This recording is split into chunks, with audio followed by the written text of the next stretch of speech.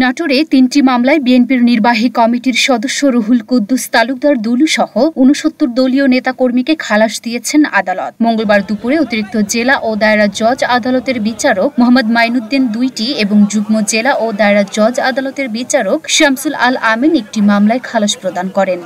আইনের শাসন আজকে প্রতিষ্ঠিত হচ্ছে। আমরা এতদিন বিচার পাইনি। এই 18 বছর সাড়ে 15 বছর আমরা কোনো বিচার পাই নাই।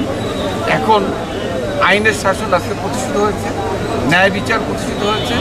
যে আমাদের বিরুদ্ধে যে মিথ্যা মামলা করা হয়েছিল, চাঁদাবাজির মামলা, আমরা চাঁদাবাজির মামলা আজকে সাড়ে 15 বছর, মাত্র 10,000 টাকা অভিযোগ।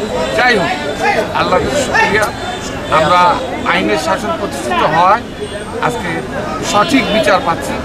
এই জন্য আল্লাহকে শুকরিয়া। আমরা আশা করি যে এটা আগামী দিনে এটা যেন অব্যাহত থাকে। নাটোরের নলডাঙ্গার রামশা কাজীপুর বাড়িতে হামলা, লুটপাট ও আগুন দেওয়ার ঘটনায় ২০০৪ সালের ২৭ এপ্রিল বিএনপি নেতা দুলু সহ ২৫ জনকে আসামি করে মামলা দায়ের করা হয়। একই উপজেলায় ২০০৭ সালের ৮ এপ্রিল দুলু সহ ২২ জনকে আসামি করে একটি চাঁদাবাজি মামলা দায়ের করা হয়। এছাড়া ২০০৮ সালের ৭ জুলাই মুদি দোকানে হামলা ও লুটপাটের অভিযোগ এনে দুলু সহ ২২ জনকে আসামি করে অপর একটি মামলা দায়ের করা হয়। মামলার ৩টিতে বাদীপক্ষ আসামিদের শনাক্ত করতে না পারায় ও রাষ্ট্রপক্ষ সাক্ষ্য প্রমাণ করতে না পারায় দুলু সহ মোট ৬৯ জনকে খালাস দেয়া হয়। ছাত্র জনতার যে আন্দোলন, এই আন্দোলনেরই ফসল হচ্ছে আজকের এই আমরা যে জাস্টিস পাচ্ছি। আমরা যে অন্যায়ভাবে আজকে 18 বছর সাড়ে 15 বছর যে কষ্ট করেছি, আজকে আপনারা দেখছেন যে আমরা অসুস্থ হয়ে গেছি। এই কোর্টে আস্তে আস্তে আমরা আজকে অসুস্থ হয়ে গেছি।